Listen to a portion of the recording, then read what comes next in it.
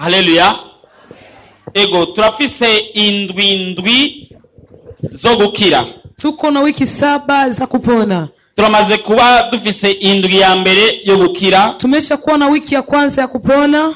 Kandi twarabonye ivy'Imana iri kwirakora. Na tumeona yale Mungu anazidi kutenda. Burya hari ingwara zigenda zigonanwa. Kuna magonjwa yanaenda taratibu. Hari n'ingwara zihuta kugenda. Na kuna magonjwa yanaharakia kutoka. Nkubise ku ntego nigorana n'ingoga. Na fanya kwa haraka.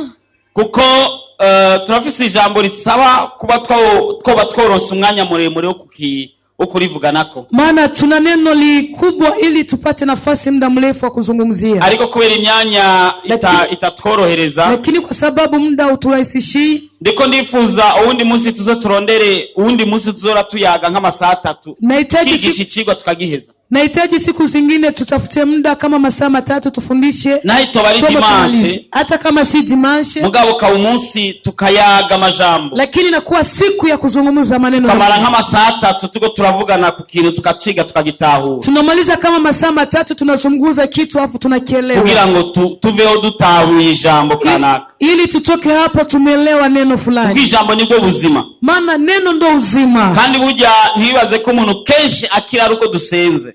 Usiwezi kwamba mara nyingi watu wapo kwa sababu tunaomba.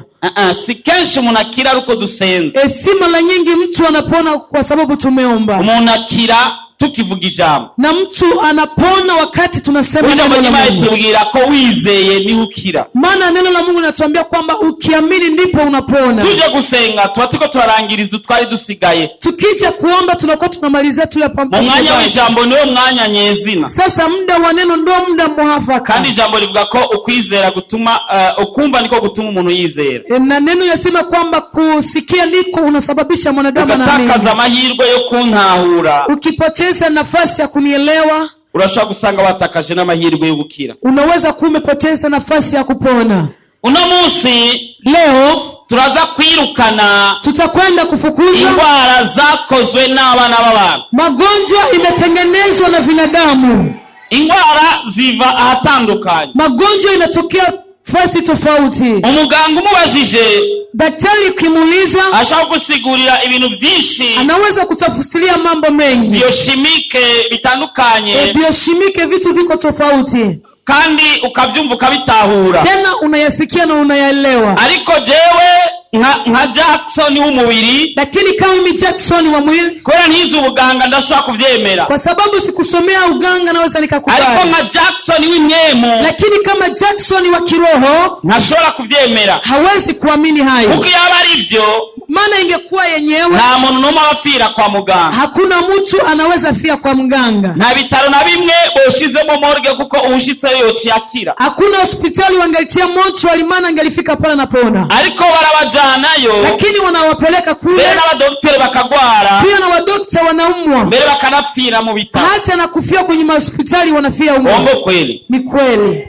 Jewe w'imubiri ndashaka kuvyemera kwera ntizi ubuganga. Mimi wa mwili naweza nikakubali kwa sababu sikusomea udaktari. Ariko jewe wa undi w'imwemu, lakini mimi yule wa kiroho wa ndani ndavyemera. Siwezi kubali. Sindavyemera. Sikubali. Hari ingwara rero, kuna magonjwa sasa ziza zivuye kuri ivyo abaganga bavuga, zinakuja zinatokea kwa yale madaktari wanazungumza nk'umubiri, kama mwili. Ariko natwe mu buryo bw'imwemo, lakini nasi katika aina ya kiroho, narababwiye ubwoko bw'iwanje jewe. Nimeshawaambia uko wangu mimi. Mumbonye mubona ko nsa n'abarundi. Mkiniona hivi nafana Warundi. Kandi vuga nk'abarundi. Nasungumuza kama Warundi. Kandi vuga Kirundi neza. Nasema Kirundi vizuri. Sivyo none. Si ni kweli. Ariko jewe ubwoko bwanje nubwo mu ijuru. Lakini miko wangu ni wa mbinguni. Ni umunyagihugu wo mu ijuru. Mimi ni raia wa mbinguni. Baba arivye ati turi ubwoko gatoranijwe kwamamaza ubushobozi. Turi ubundi bwoko budasa n'ubwo abandi biyumvira. Sisi ni uko tofauti na ule ambao wanadamu wanafanya. Haleluya. Amen. Ingwara rero twe turazi iyo ziva. Sasa magonjwa si tunajua mahali inatokea. Ingwara zirakorwa. Magonjwa inatengenezwa. Abantu baraja ngaho, watu wanaenda hapo bakaganira, wanazungumuza. Ukazona urenganye, unafikiri ule ukipita, witembere neza ukazumva umuntu akubwiye ngo ngo sigaye waravyibushe nani. Ukitembea unasikia mtu anakuambia umenenepa ndugu. Sigaye ufise umusosi. Unakuwa na mnofu. ukibaza ngo aragushimiye arakuryoherewe, wewe unaweza kwamba amekushukuru ama anakufurahia, mugabo akoramira mitwe ati uyo umujyanani kumbe iko na meza ambato kumla huyo ati mtu, ikwise yiwe canke ukuguru kwiwe canke ukuboko kwiwe, mkono wake ama mguu wake. Ugasanga bakwifuriza ingene wopfa kugira ngo bakuje, unakuta wanakutakia gisi ufe ili wakuje, kandi impfu urazi ko ziza mu buryo butandukanye. sasa unajua kwamba kifo kinakuja tofauti. Muri izo mpfu bategura Katika hivyo vifo habamo n'urupfu ruciye mu ngwara, na kuna kifo kinapitia kwenye magonjwa. Sasa inzira imwe barakora ingwara, Sasa njia moja huo wanatengeneza magonjwa, bakagukorera ingwara ifise ukwisa n'izindi ngwara baganga bazi, wanakutengenezea magonjwa gisi nafanana gisi wa daktari wao bagakora ingwara isa na malaria, wanatengeneza ugonjwa unafanana na malaria. muganga gapima kabona ni malaria, Mganga na pima na kuta ni malaria, muganga kagwa imiti ya malaria bikanka kukira, lakini wanakupa vidonge vya malaria vinakata. akabavura muri veni, Wanachukua kama 20, bakabavura muri veni,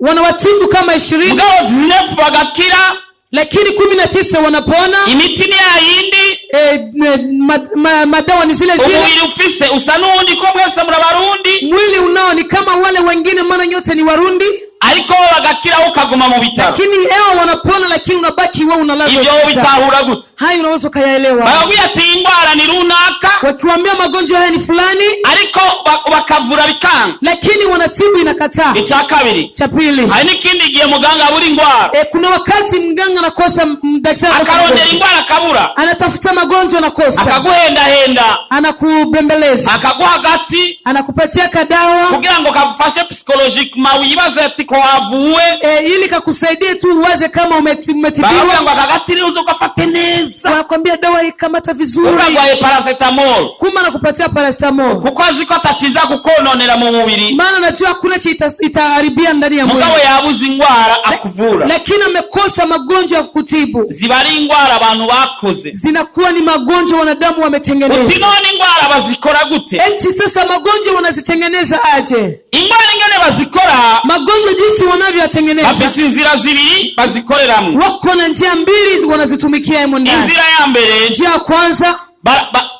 barategura, wanaandaa.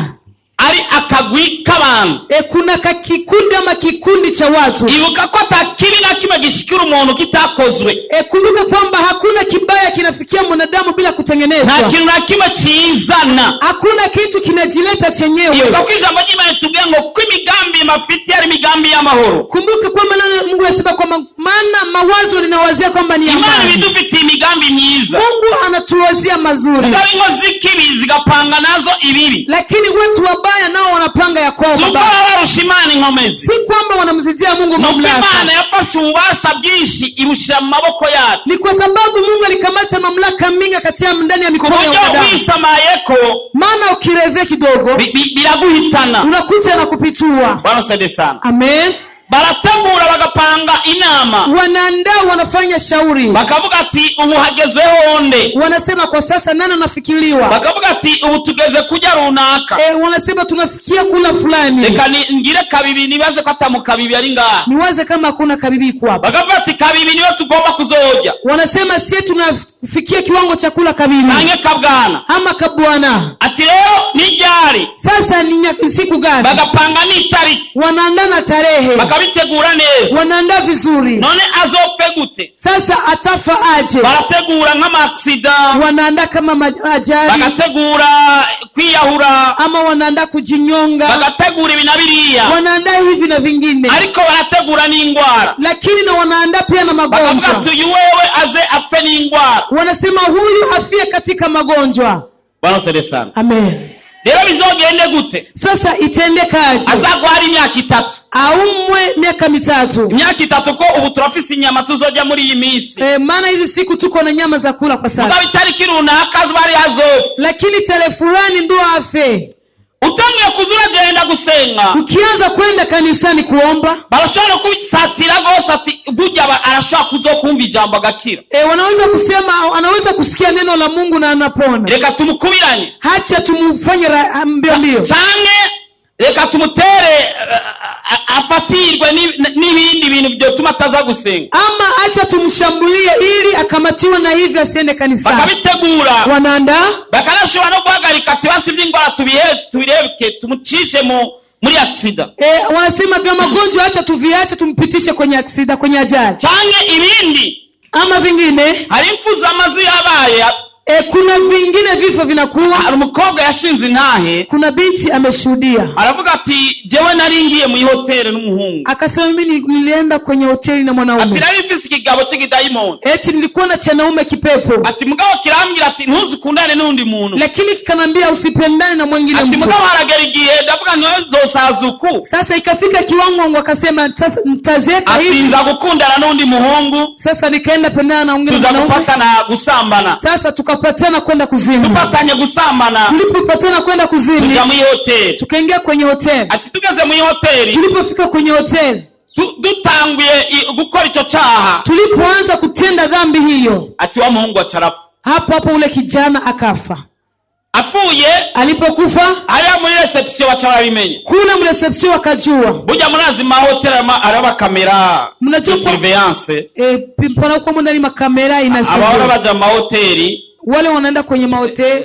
Mumenye ko hari umunsi tuzogenda bakaza baraduhamagara pastor ati nge muri abakristo banyu. Ujio kama kuna siku watatuita wa pastor si njoo muone wa Kristo. Nimba wigeze kujayo menya ko bifiswe hari ya birahari. Kama uliwahi kwenda ujio kwamba hayo yapo. Mubu duciye ku mahoteli yose tukabaza ati ndabira ko abakristo biwacu batari nga. Tukipita kwenye mahoteli tunauliza kuna wakristo wetu wako hapo. Mu pastor umwe niwe ngo yabwiye umugore ati n'umupastori yakuze nkuko ajewe atigeze aja mu bare yari umwana wa pastor. Ilikuwa ni pastor mkubwa amba kuingia kwenye bar. Acabwira umugore ati ewa na wowe na warigeze kuja mu kabare cyangwa muri boîte atuya. Akamuliza mke wake ulishawahi kwenda kwenye bama mbwate hapa? Reka tuzogende tunyifana mugabo tubonye ibihora bihabera. Akasema acha twende basi tunywe soda lakini tuone mambo yanatokea. Tuone bibera muri boîte none habari. Tuone yale ambayo yanatokea kwenye kwenye boîte panatokea nini? Ati twinjiye, eti tulipoingia, ati tuzatubona wariko aravuza gitari. Tukaona watu wanapiga gitaa. Wala ariko aravuza gitari arasinze. Yule anapiga gitaa karuka. Achainjira musi y'imeza. Akaingia chini ya meza. Walikuwa anaririmba, yule alikuwa anaimba, arahagarika, akasimamisha, arikinga inyuma y'intuze, akajificha nyuma ya kitu fulani. Avuga ati kumbe muri boîte nuko baririmba, basimba, baja musi y'amameza. Akasema kumbe ndani ya boîte ni hivyo wanaruka sasa bacha babokekiza atakurikiza amaso aundi. Sasa akafuatisha macho ule mtu. Aravyo aundi yavuze gitara sanga ni wa aundi aona kivuza no kuri eglise wao. Alipoangalia yule anapiga gitaa akakuta ni yule ambaye anapiga gitaa kanisani. Kumbe amubonye pastor anakwefu. Kumbe amemwona pastor akajificha. Aravyo aundi agiye musi y'ibeza alikuwa aririmbisha sanga ni wa aundi arawagirisha louange na adoration kuri eglise. Alipoangalia yule ambaye amejificha anaikuwa anaimbisha kumbe ni yule anaimbisha kanisani. Tunakiye kuza turagenda kuza kurabayo. Tunastahili kwa tunaenda tunaangalia. Haleluya. Amen. Wa mukobwa rero yule binti takidayimoni kitakiraza. Abe kile kipepo kikaja. Kiramubwira ati urabona rero ibibaye turamwisha. Kikamwambia unaona sasa natokea tu. Kandi polisi kigufunga. Tena polisi na kufunga. Wa mukobwa arajugumira ati no tugire gute ngire gute. Yule binti akatetemeka sasa tufanye. Ati wemeye gusaba imbabazi kutazosubira. Wakamwambia ukikubali kuomba msamaha kama hutorudi, ndakwereka ingene bigenda kandi ntufata. Nitakuonesha gisi itaendeka utakamati. Chakidaim araremera aragisaba imbabazi. Akakubali akakiomba msamaha. Ubwo nyene hacaza polisi. Hapo polisi kaja. Kumbe ni bidaimoni. Kumbe ni mapepo. Bashika muri reception ngo tumvise hari umuntu yapfiriye mu chumba kimwe nga tegome. Wakafika kwenye reception tumesikia mtu amekufia naye. Acha tena tumutoe. Baramukurayo. Wakamtoa. Bitwa polisi kumbe na badaimoni. Wanaitwa ni polisi kumbe ni mapepo. Barajana kiziga. Wakapeleka maiti. Wa muntu zenya wa mukobwa na wacaranyika baramura we yabona bavuga ati mugabo yinjiranye umukobwa agiye he. Lakini waliona wakasema sasa aliingia na mwanamke alienda wapi? Wa mukobwa ati jana aciye ku muryango neza bambona. Ule binti akasema nilitokea kwenye mlango wa nini. Ngaba unyamaso nibambone nibabe. Lakini walikuwa wamefungwa macho kwa wananiona kabisa. Chakiziga bacakijana bagishira ku kiyaga. Ile maiti wakapeleka kwenye bahari. Jitwa Karoga inaonekana amazi. Misho maji akampeleka. Banja bose musanga ku biyaga batwawe n'amazi. Wale wote mnakuta kwenye bahari wamepeleka wako. Si bose batwawe n'amazi. Si wote wanapelekwa na maji. Bwana saidie sana. Amen. Bwana saidie tena. Amen. Barasaidie tena. Amen. Burya barabikora. Zija accident zose mubona ziba. Zile maksida zote zinafanyika mnaona. Hajya baharuye bapfuye. Kuna wale wanahesabia wamekufa. Mwale bapfuye musanga hapfuye benshi kuruta bari mu muduga. Ukihesabia waliokufa unakuta ndio wengi kuliko walikuwa ndani ya gari. Haya bandi bakurwa handi. Kuna wengine wanatolewa mahali fulani. Baba bashizwe ngaho. Wanakuwa wametiliwa hapo. Ugasanga mu bari modoka hapfuye babiri. Unakuta ndani ya gari pamekufa wawili. Abandi bakize. Wengine wamepoa. Bari biziga 8. Lakini unakuta maiti ni 8. Kugira ngo abantu bibaza ati umuntu wacu nawe yari muri moto none yaragiye kusema mtu wakwao jiwaza huyu mtu wa kwetu alikuwa hapa kumbe yapfiriye mu bindi kumbe alikufa. Sasa barakora info mu buryo butandukanye. Sasa wanatengeneza vifo tofauti. Iyo ni nzira imwe ingene bakora ingwara. Hiyo ni njia kwanza gisi wanatengeneza magonjwa. Wanafanya shauri hama bakapatana ati tuzotugire na afu wanapatana wasema tu mwende fulani. Impamvu iyo ni impamvu ituma babikora. Sababu inasababisha tumike hayo ni vyiza ubugize. Ni mazuri unakuwa unafanya. Bobo nibifuza ko womererwa neza. Heo hawahitaji wewe uwe salama. Uba sinzu. Ukijenga nyumba. Si bose banezerwa. Si wote wanafurahi. Ugize mariage. Ukifunga ndoa. Si bose banezerwa. Si wote wanafurahi. Ubyaye. Ukizaa. Si bose banezerwa. Si wote wanafurahi. Abana bakumviye. Watoto wakikutii. Si bose banezerwa. Si wote wanafurahi. Ubakanye neza no mubakanye. Ukiishi vizuri na ule mmoja pamoja. Si wote wanafurahi. Uri akanyama. Ukila nyama. Si wote wanafurahi. Akanu kose kaba. Kila kitu kana kuwepo. Kabaye keza. Kana kuwa kazuri. Hari abantu bawe kabisa banezerwa. Kuna watu wa kwako kabisa wanafurahia. Hari nabandi bibababaza. Na wengine yanawaumiza. Bwana saidie sana. Amen. Bwana saidie tena. Amen. Ikigira kabiri gituma cha pili kinasababisha bakora izo ngwara. Wanatengeneza magonjwa hayo. Barakopeshanya inyama. Wanakopeshana nyama. Kugiza ubwoba. Mbona sikia uga? Baraja ngao bariko barakora ayo manama yabo y'amarozi. Wanaenda hapo huko wanatengeneza mashauri yao ya wachawi. Bashobe nko kuba bayarisha umuntu. Na wanaweza kuwa wameua mtu. Hama utagiye wota contribute wota tanzo musada muruko kwica uwo muntu. Wewe mwenye kutoa msaada ili mtu huo auawe ntibaguhako. Hawakupi nyama. Turi kumwe. Tuko pamoja. Sasa tangiye kugira umunoho. Sasa akianza kuwa na uroho. Bacha bamubwira ati nawe tubwire tugukopeshe. Wanamwambia na wewe tuambie tukukopeshe. Usitubwira nawe uzozana. Na wewe tuambie yule utatuletea. Na ukavuga turumva yo murozi abona barozi rero. Hao ni wachawi. Ati rero urumva mume kabisa nanje nzoba umuntu. Unasikia kabisa munipatie mitawapa ni nani utatupa? Chagi umuco kwa mama wacu gisara.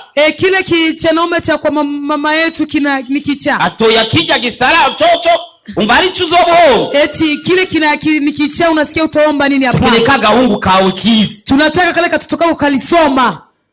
Tukanewa mwene selo so wanyu yize. Tunataka ule babako kama ni mdogo amesoma. Tukenewa wa munyogosenge yahora kurihira ishure. Tunataka ule shangazi yako alikuwa na kulipia masomo. Tukenewa muntu ukimazimu mujyango. Tunataka ule mtu wa faida ndani ya familia yako. Change tukenewa muntu wanyu ukazi wa bosi wanyu akahemba. Ama tunataka ule bosi wenu ule kazini. Change wa mukozi mukorana. Ama ule mtumishi mnatumika. Wao ndi twabonya byibushe. Yule mnene hivi. Change wao ndi twagira twakira neza. Ama ule umetupokea vizuri.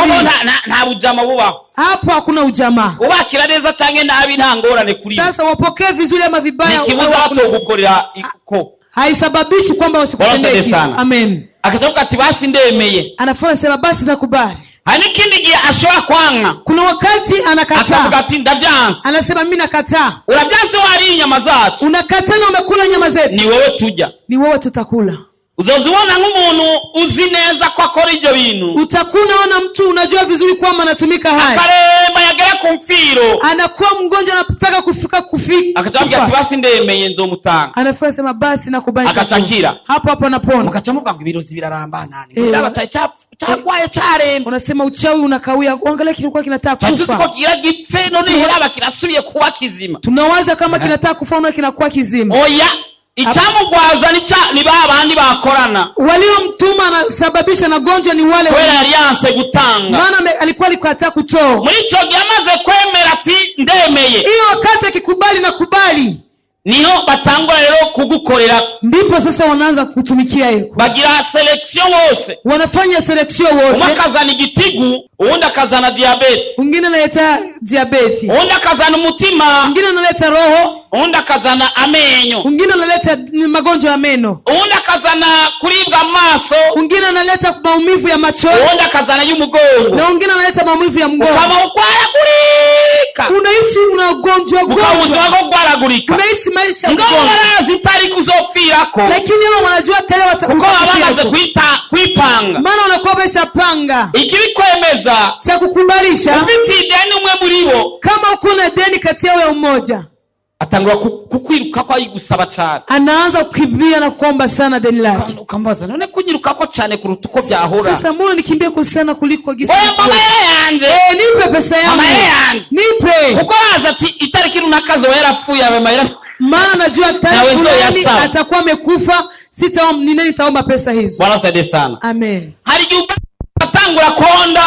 Kuna wakati unagonjwa unaanza kuwa mwembamba. Bakachawa kwamba basiko kuprecipitate ugapfa mbere y'igihe. Wanasema kama wanaweza kufanya ufe mbele ya nyakati. Mbere y'igihe kugira ngo nupfe watatu tusoso tukirimwo. Ufe mbele ya nyakati basi kute kuna tumbo. Rimwe na rimwe arashobora kukugemurira. Kuna mara moja wanakugemulia. Urimo mu bitaro wakazana mata kugira ngo urabe ko uronka utuguvu akasoso kagumemu. Wanaleta maziwa waone kama kamwili kataongezeka. Wewe ntushaka kuvyiyumvira ko umuntu akora ikintu ntushaka kumumenya mu maso. Wewe huwezi kujiwaza maana mtu anayefanya maovu huwezi kumwona ndani ya sura. Amen. Ingwara rero magonjwa sasa zinakuja zinafanana. Nuko zitwa mazina abaganga bazise. Kama gisi zinaitwa majina daktari wali. Ariko realma vyukuri ntabwo abarizo. Lakini kwa kweli si ezo.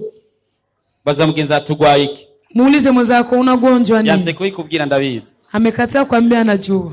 Mbwira ati wibaza siyo. Mwambie hiyo unawaza si kweli. Mbwira ati mfise icemeza.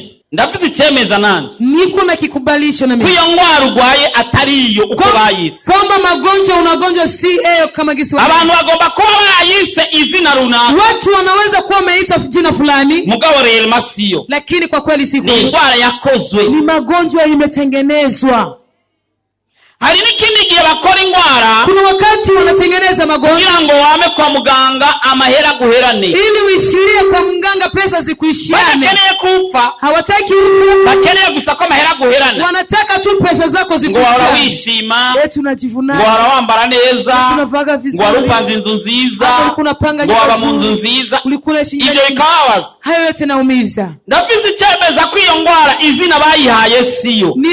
Nina kitu cha kukubalisha kwamba magonjwa jina walipatia si kweli. Nuko bagukora ingwara bakayizina. Ni kwa sababu wanakutengenezea magonjwa wanayapatia jina. Bakayizina y'ingwara zihari. Wanaipatia majina ya magonjwa yapo. Sinaanza ko izo ngwara zindi zihari. Sikatai kwamba magonjwa hayo hayapo. Zibaho. Zipo. Ariko si zose ari hizo. Lakini si zote ni hizo. Nyingi ni zakozwe n'abana b'abantu. Ni zile zilitengenezwa na wanadamu wachawi. Kandi unyanganire si ngombwa ngumenye wayikoze. Tena univumilia si mpaka ujue aliyeitengeneza. Kuko hari abantu bafise agashabo cy'uterura n'umupango kiruka. Maana kuna watu wanakasira wanaweza kunyanyua na mpango na kimbia. Mukanyu kazusanga ugutwi kuragiye cyangwa umutwe urawukubise hasi. Unakuta sikio linaenda ama kichwa kinaenda. Ariko gikuru no kuva ngaha wakize. Lakini kikubwa utatoka hapa umepona. Hari wabyumvise? Kuna yule amesikia. Ichiza nukuza kuva ngaha wakize. Vizuri utatoka hapa umepona. Haleluya. Amen. Ubarikiwe sana. Uhezaki kwa cyane. Yesu ndibaza ko yatwenga cyane. Naweza kwamba alikuwa anapenda kucheka. Abantu baraza bakamubwira ngo uyu mwana ngo gwaye ngwibi nibi. Watu walikuwa wanakuja wanamuelezea huyu mtoto anaugua hii na hii. Ariko hagera gusenga. Lakini ikifika kiwango cha kuomba. Yasengera iyo ngwara. Hakukuwa anaombea magonjwa hayo. Yakangamira daimo. Alikuwa anafukuza pepo. Kuko ni ngwara bakoze. Maana ni magonjwa wametengeneza. Ni daimo ni bashiramwo. Ni pepo wanaingiza. Akaibya tigenda witwe igitigu witwe. Wanayenda nenda ujiite. Witwa menyo amuja. Witwa maso amuja. Ungine jiite macho. Ariko realma atara maso amuja. Lakini kwa kweli si macho na muuma. Ari ari daimoni, bali ni pepo wameingiza ya macho. Reka dusome muri Matayo igice c'9 ku murongo wa 32 na 33. Matayo 9:33. Ubutumwa bwiza ko banditse na Matayo igice c'9 ku murongo wa 32 n'umurongo wa 33. Matayo 9:32 hadi 33. Havuga ngo bano bagisohoka bamuzanira ikiragi cinjiwemo na daimoni. Daimoni amaze gusendwa, ico kiragi kiravuga, kandi ishengero riratangara riti mu Bisirayeli ntihari bwaboneke ibimeze bityo. Imana yabwicubahiro. Haleluya, amen. Chari kiragi ilikuwa ni bubu. Icho kiragi, hicho kibubu, kumbe charimo daimoni. Kumbe kilikuwa ndani ya ndani pepo. Abantu babona ko ari kiragi, watu waliona kwamba ni bubu. Bakamaza ati witwanga ngo wanauliza wani nani?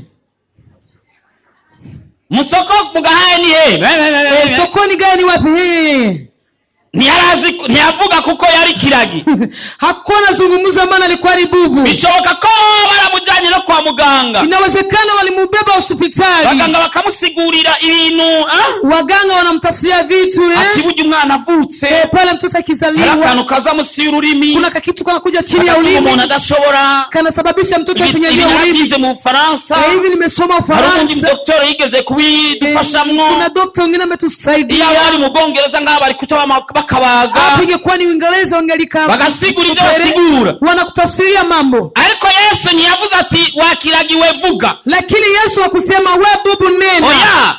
Yakangamiye daimoni. Alifukuza pepo ya ububu. Umuntu acharavuga. Hafu mtu akazungumuza. Ale.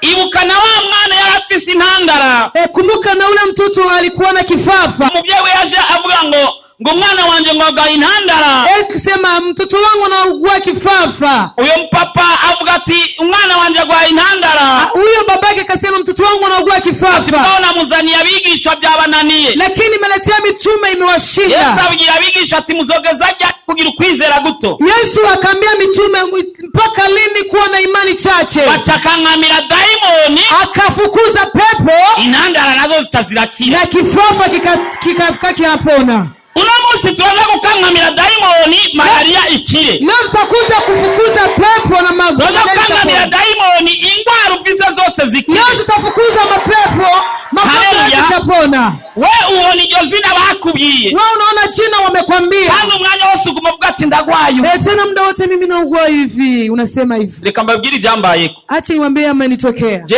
bambye ko navutse ngwaye fwa. Mimi wameniambia kama nimezaliwa na umwa fwa. Hama nangiye kuvuga, afu nilipoanza kusema, kuko twe twakuze dutangwa kuvuga Kiswahili. Maana sisi tumekoma tunazungumza Kiswahili. Ikirundi twakimenye dukuze. Kirundi tumejua tukisha koma. Ngo munambajije, mtu akiniuliza ngo habari gani? Akiniuliza ati habari gani? Ngo naca ndamwishura ngo acha shana ugua fwa. Ngo nilikuwa namjibia ngo reka shandi gwariye fwa. Ndakura nikakoma. Fwa naje kuikira niga witiye namba 39. Nilienda kupona ugonjwa huyo wa fwa naiga kama ntazokura. Abe? Abantu bari baziko ntazokura. Watu walikuwa wanazea kama sitakoma. Kandi bavuga ko tamuti igira. Na walikuwa wasema kwa sababu fwa haina dawa. Kuko ndibuka ko ninje mu bitaro kabiri kose. Maana kumbuka nililazwa hospitali mara pili. Bakanera kinine. Wananipiga kinine. Ngo babuze ingene bavura fwa. Eti wamekosa gisi ya kutibu fwa. Nao nari muganga. Eske kinine na fwa aho bihuriye? Sasa hata kama siko daktari, fwa na kinine kuna nafasi vinakumbania. Undi munsi ndi ku karago. Wakati mwingine niko kwenye mkeka. Imabwira ati mwana wanje ngiye kugukiza. Mungu akanambia mwanangu na kwenda kukuponya. Amena. Amen. Ndibuka ko munsi naciye ngompoza na karirimbo. Nakumbuka hiyo siku nilikompoza pia na karirimba gutya. Kalikuwa kanaimba hivi. Nilipatwa na magonjwa ya huyu mwili wa mateso. Nilikwenda kwa waganga hawakufaulu hata chochote. Sindakibuka neza cyane ko hari mu myaka ya 94 na 5 gutyo. Ilikuwa 95 na 4. Naciye nkompoza karimbo ngumamo. Nilikompoze kanyimbo kakabaki ndani yangu. Haze nk'umwaka umunsi nakize sinawumenye. Palipomaliza mwaka siku nilipona sikujua. Narumvise ubuzima buhindutse. Nilisikia maisha yangu mwili wangu unabadilika. Na kwa muganga, nikaenda kwa mganga. Wigeze kugwara fwa? Eti wakasema uliwahi kugwara fwa? Nikasema ni kweli. Atoya navyo tubona. Wanasema hapana ati. Kuva muri 96 kuanzia 96 naramaze nk'imyaka 6 nilimaliza kama miaka 6. Buri mwaka nja kwisuzumisha. Kila mwaka naenda kufanya control. Kandi bindura n'ibindi bitaro. Tena nabadilisha hata hospitali. Akambia atoya vrema. Nafua ugwaye nta niyo wigeze. Hauna fua na ukuwahi kuugua fua. Haleluya. Amen. Haleluya. Amen. Uyu Yesu arakiza. Huyu Yesu anaponya. Kandi nagira nkunzi. Tena hampendelei. Narawo burebure bw'umuntu. Hatizami urefu wa mwanadamu. Yoravye ku burebure je sindi muremure. Angelitizama urefu mimi si mrefu. Yoraba ku buvyibuhe urabona ko ntari angeliangalia unene unaona kama yoraba karangi je nta n'inzobe fise. Angeliangalia karangi mimi sina tawa. Yoraba umuntu yavukiye sinavukiye mu Kinindo. Angeliangalia mahali mtu amezaliwa mimi sikuzaliwa Kinindo. Wanashaka sinavukiye no mu bitaro. Sinavukiye no mu bitaro wanashaka. Sikuzaliwa hata hospitali. Navukiye muhira. Nilizaliwa nyumbani.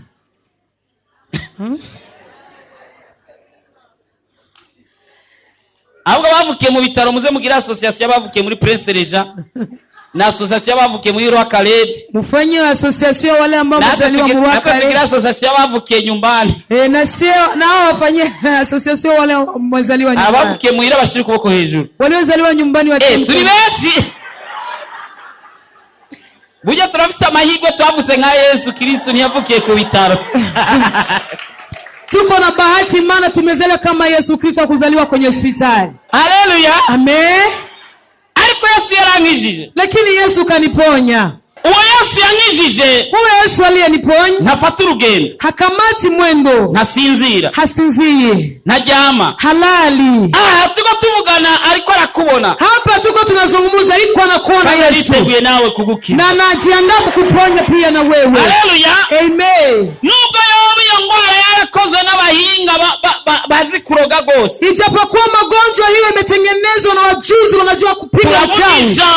Lakini tunasema neno bikaba na inakuwa. Abatatuzi batwitiranya n'abantu. Wasiotujua wanatufananisha na wengine. Mashati nkabo. Kwa sababu tunavaa mashati kama. Tukajibiharage nkabo. Tunakula marage kama. Wao ni ngo tujibishimbo. Ule wengine ngo tunakula marage kama. Mbabula zacu zikamanikwa nkabo. Eti mbabula zetu zina. Ariko umunsi. Lakini kuna siku. Izosobanuka neza. Kitaeleweka. Abana b'Imana. Kwamba wana wa Mungu. Haleluya. Amen. Mukanya gaheze kwa muda mchache unaisha. Faraji kila kinu muyaga nkuba wacitse. Faraji wakati nacheza umeme umeenda. Muyaga nkuba ucitse. Wakati umeme unakatika. Baratsa group. Wakawasha group. Group iraka. Group ikawaka. Muga mkanyi sase ikirazima. Lakini kwa muda fulani ikazima. Baratsa barasubira biranka. Wakakogota mpaka ikakata. Wakawashi kakata. Murazi cyabaye. Mnajua kile kilifanyika. Na chemva mu biro ndagenda ndabaza none igitoro kirimo ati kirimo. Nikatoka ndani ya biro nikauliza igitoro byose muraraba ati bimeze neza. Nachunguza vyote mkaangalia vyote ni salama. Haricho nakoze. Wala hari ni. Yule alikuwa ni nani? Naze umwe aze. Umoja aze mbari bahari. Icho nakoze. Mwale ambao mwale walikuwa pamoja. Kile yiruke nimbagishoboye. Akimbie kama naweza. Ego. Ego. Icyo yavuze ati ndayatuye ku ijambo ni yake mu izina rya Yesu. Twakweze rimwe yaciye yakubwo nyene. Amen.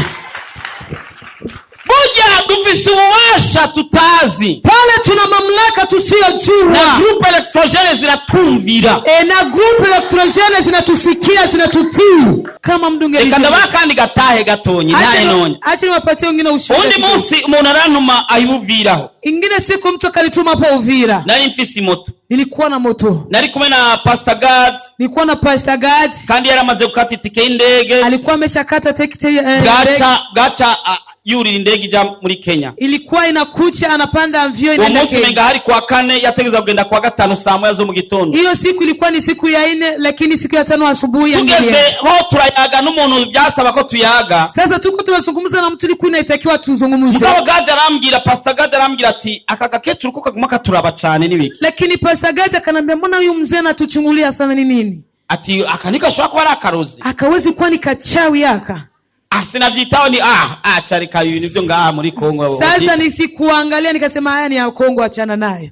Turayaga na wa muntu duhejeje masaa 5. Tulipomaliza kuzungumza na ule mtu masaa 5 saa 4. Saa 5 masaa 4. Ndatsi moto iraba mai. Kawasha moto ikakuwa mai. Iyo nka amazi iranga kwaka. Ikakata kuwaka. Nafu yini moto imeze neza ni wofata moto ija mu kindi gihugu ngo ijane utayikonoro.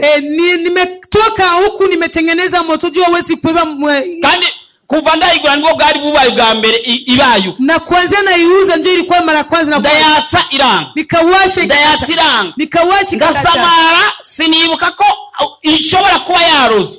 Nikazuba sikukumbuka kwamba inaweza kuwa imerogwa. Ndayatsa biranga. Nikawasha kakataa. Ndabaza aho tinone nta hantu hari abamekanisi. Nikauliza hapa karibuni hakuna abamekanisi. Barayikora guhera mayo masaa 5 saa 4 gutyo. Kuanzia masaa 5 saa 4 wakaitengeneza. Barasambura byose bateranje bagaheza bakatikanga kwa. Wakasambua vyote wakikusanyisha wanawasha. Hageze saa 11 kandi frontiere zuga kwa saa 11. Ilikuwa fika saa 11 na frontiere za kufungiwa. Yakenge kagarutse. Njoo akilirudia. Ndibuka bya wa mukecuru. Nikakumbuka mambo ya ule mzee. Ndavuga ni ahubwo iyi moto narimwe kuyisengera mu gishingo cyo kwijana ku mekanisi. Nikasema kuliko ningelewa kwa mekanisia ningeliombea kwanza moto. Kuko ni grupe iyo dusamara twari kuhamagara mu mekanisi. Na maana hii grupe tungelizuba tungeita mekanisi. Ariko twabanje kuyatura. Lakini tulianza kuikia kwa neno. Amena. Amen. Chandamanuka hepfo gatonya. Nikashuka kidogo. Ndinyavya. Ndasenga. Nikaomba. Nikaomba. Meje gusenga ndaza. Nilipomaliza kuomba barayatsa iraka. Wakawasha na ikawa. Amena. Amen. Mugabo probleme. Lakini shida nka 18. Bali nipatie kama saa 12. Iyo nao bamaze kugara saa 11. Huku napo ameshafunga ni saa 12.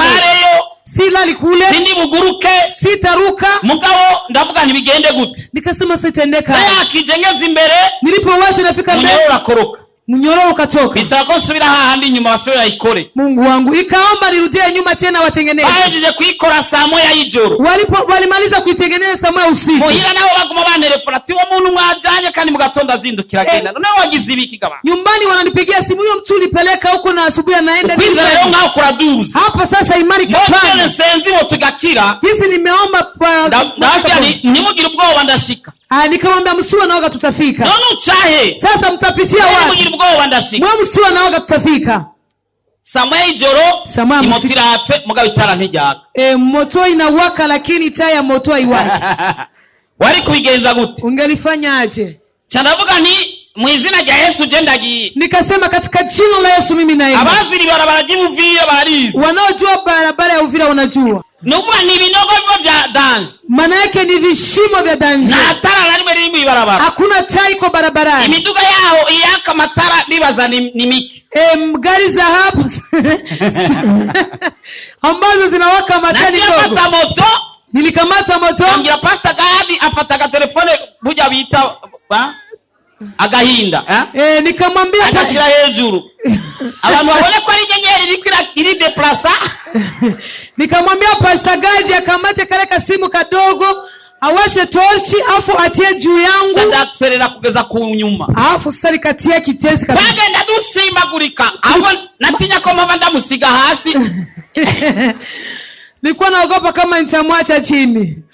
Ngeze kuri frontiere. Nilipofika kwenye mpaka nibangoye hawakunisumbua. Ndijabukira ngeze mu Burundi. Nikapita sanga bafisi inkoni. Nikakuta wanakuita abantu bose babasubiza inyuma. Subirani. Wako wanapiga watu mafimbo, rudini kule. Bano bimana ntuzogenda utavuze. Watu wa Mungu sieni bila kusema. Mukirudi bavuga ngo ikinyoni kigurutse kitavuze bacita ikibebe icana. Je mara ndavyita ikibebe. Jenda vuga none je bakuita inkoni nsubiri inyuma tatomvuze. Mimi nikasema wanipige mafimbo nirudi nyuma bila kusema. Subiri inyuma njahe. Sasa nirudi nyuma niende wapi? Kande je saa moya uyu mu pastor ategeza kukurira ndege. Kesho asubuhi saa moya pastor huyu anapanda mvio. Ndasaba ijambo. Nikaomba neno. Baraza inkoni mubanze munyumvirize. Wakaleta fimbo muanze kwanza mnisikilize mbele ya kuni. None ntibishoboka ko umuntu ajabuka. Haiwezekani mtu avuke. uwundi acambia ati uyo ko avuga ikirundi umurundi we huyo mwingine akasema anasema Kirundi wewe ni Murundi nije ndi umurundi nikasema mimi ni Murundi wangu umurundi ngo naze ngo uri umurundi kama kwangira kurari wanyu kama wewe ni Murundi tutakataza kulala kwenu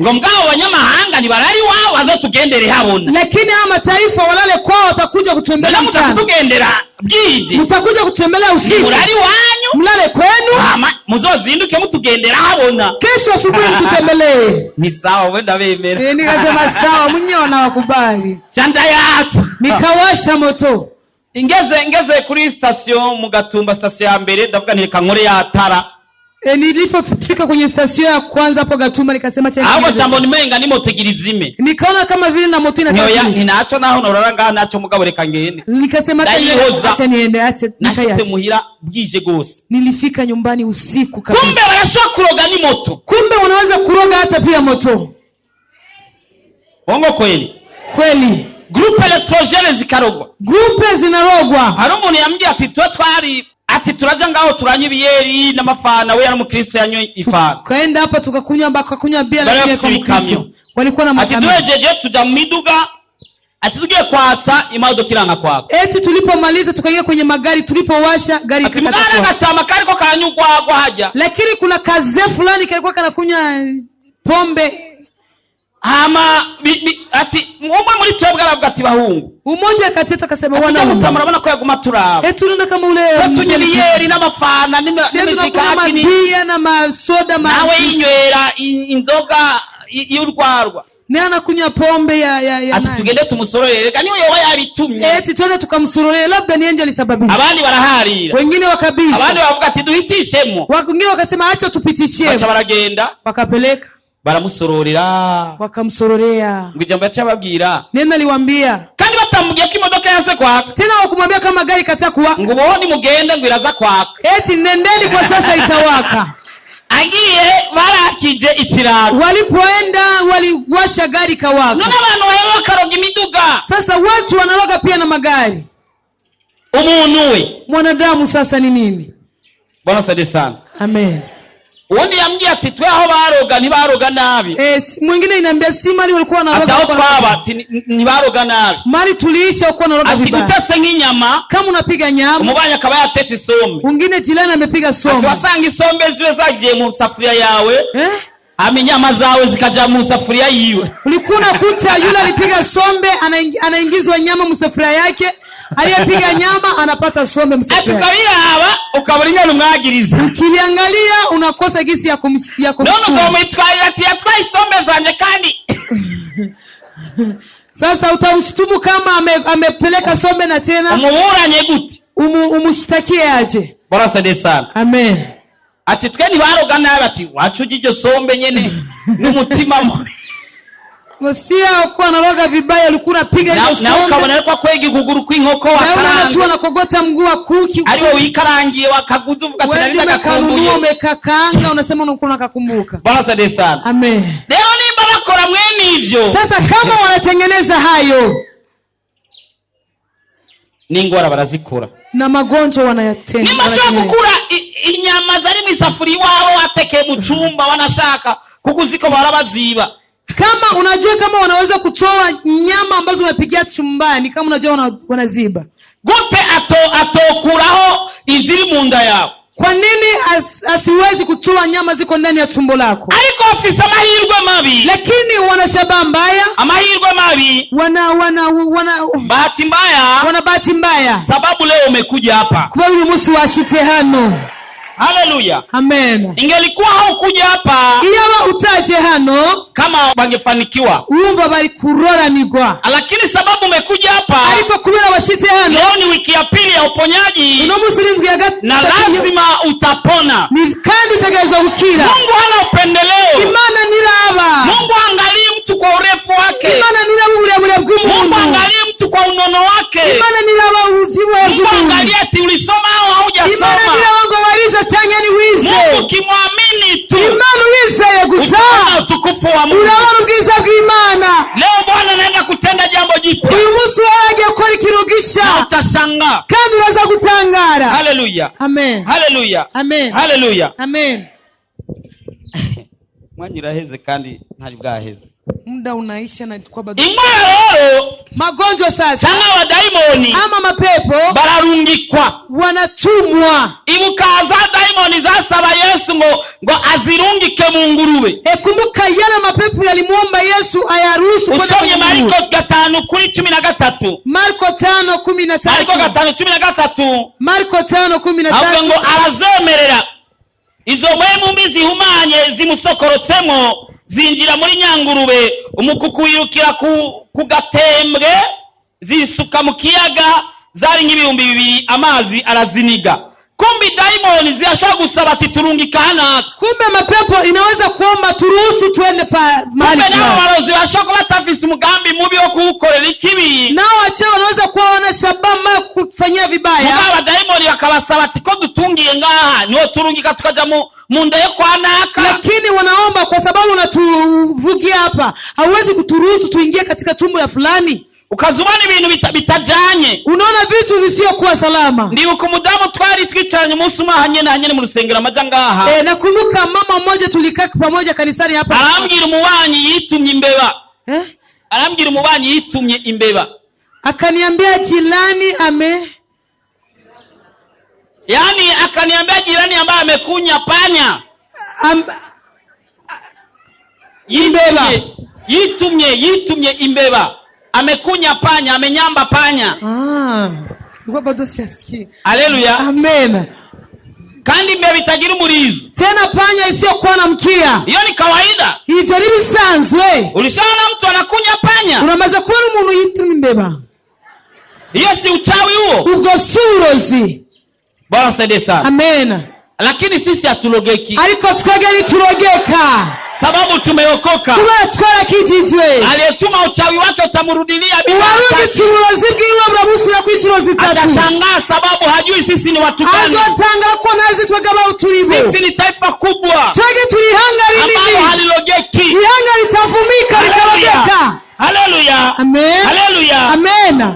Uziko ingwara ziza kugira ngo zikwice hataragera. Unajua kwamba magonjwa yanakuja ili yakuwe kabla. Ujara abantu bapfa igihe cyabo kitaragera. Pale kuna watu wanakufa siku zao ziatimia. Tusomye Yohana 11:4. Tukisoma Yohana 14. Yesu abyumvise aravuga ati iyo ndwara siyo kumwica, ariko niyo gushimagirisha Imana kugira ngo umwana w'Imana ayimushimagirishe. Amen. Yari Lazaro yagwaye. Ilikuwa ni Lazaro ameumwa. Baza kubwira Yesu ko Lazaro aremvye. Wakaenda kumwambia Yesu kwamba Lazaro ni mgonjwa. Yesu ababwira ngo iyo ndwara siyo kumwica. Yesu akamwambia magonjwa si ya kumuua. Aweza kanya Lazaro arapfa. Palipomaliza muda Lazaro kafariki. Yesu yavuze ngo siyo kumwica. Tena Yesu ameshasema kwamba si kumuua hiyo. Lazaro charapfa. Lakini muda mwingine Lazaro kafa. Yesu aza kumuzura. Nyuma Yesu akaenda kumfufua. Kumbe indwara zitari zo kukwica. Kumbe kuna magonjwa si ya kukuua. Ariko kandi zikakwica. Mbali ni za kutila zinakuua. Kandi ugapfa kandi utarugeze gupfa. Tena unakufa na siku zako za kufa zijene. Kumbuka Herode yafashe bamwe mu bigisha arabaca imitwe. Alikamata mmoja ndani wanaua. Abigisha walifuata ibisanzwe. Mitume wakakamata kawaida. Aragera afata na Petero. Paka kamkamata na Petro. Amushira mu ibohero. Akamtia gerezani. Ni abigisha batangaye. Ndipo wanafunzi walishangaa. Aja buja tugera tushikirwe nawe. Wakasema na sasa tunafikiriwa. Bakagira masengesho. Wakaanza maombi. Kandi wa malaika amusanga mugasho amukurayo. Ndipo malaika alimkuta gerezani kamtoa. Petero yari guhava kandi hatari bwagere. Na Petro angelikufa na siku hazijaenea. Nawe iyo ngwara igomba ko kwita hataragera. Nawe magonjwa yanataka kukua kabla siku zako hazijatimia. Ari nkuru nziza ndakuvana. Lakini kuna habari njema na kuletea asubuhi ya leo.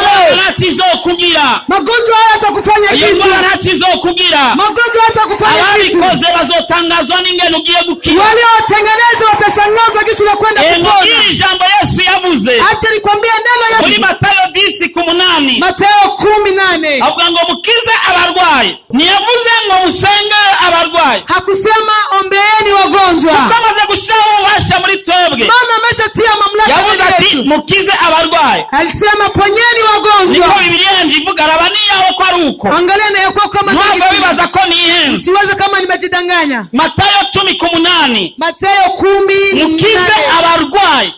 Ponyeni wagonjwa. Yawe ivuga uko nyene. Na mimi yangu nasema hivyo. Ati muzura wapfuye. Fufueni wafu. Hizi amena unasikiaje? Ndogo. Wapi? Ni nke cyane izo amena. Ni ndogo sana. Mukiza wa Nyamibembe. Takaseni wenye ukoma. Musende abadaimoni. Toweni pepo. Mubihere ubusa. Mmepata bure. Mubitangira ubundi. Toweni bure. Haleluya. Amen.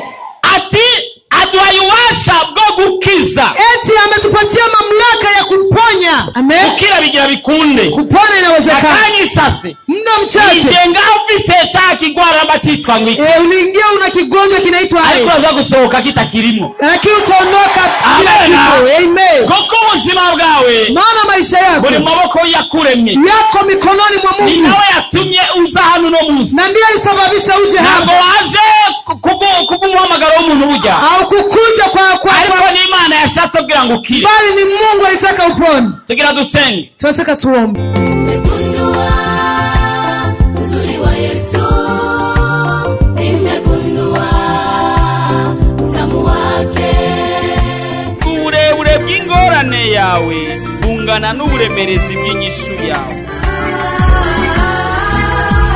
Nimwaguma muri jewe please. Amajambo yanje akaguma muri mwebwe egala. Musabe icyo mugomba cyose kizobaberako. Ukeneye umwana, ukeneye kubaka, ukeneye kwishurwa ejo nk'aya mango, mu kwezi gukurikira nk'aya mango, mu mwaka uza nk'aya mango. Ibyawe bigiye kumenyekana kandi bose bazokumenya uriwe.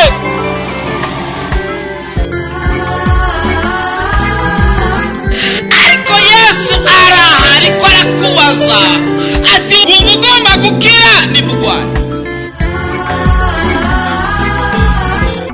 Woba urusha, woba uremerewe, woba ufise ibibazo waburiye inyishu, woba ugomba kwakira Yesu Kristo nk'umwami n'umukiza w'ubugingo bwawe, woba ugomba kuvugana n'umukozi w'Imana Pastor Jackson Nkeshimana, wo mwandikira ubutumwa bugufi kuri 76 96 96 96 kugira ngo agusengere kandi agufashe mu buryo bw'impwemu. Yesu yavuze ngo nimuze kuri jewe mwese abananiwe n'abaremerewe ndabaruhura. Afitiye Yesu mukinga zatiwe ariba ibyiza gusa endeze z'umutima. Urashaka kwama ukurikirana ubutumwa bwiza ku telefone yawe? Ja kuri YouTube wandike Pastor Jackson Nkeshimana urasanga ko ubutumwa hamwe n'ubwo yavuze kera. Ntibibagire kugira subscribe canke sabone. Wibuke kubusangiza n'abandi.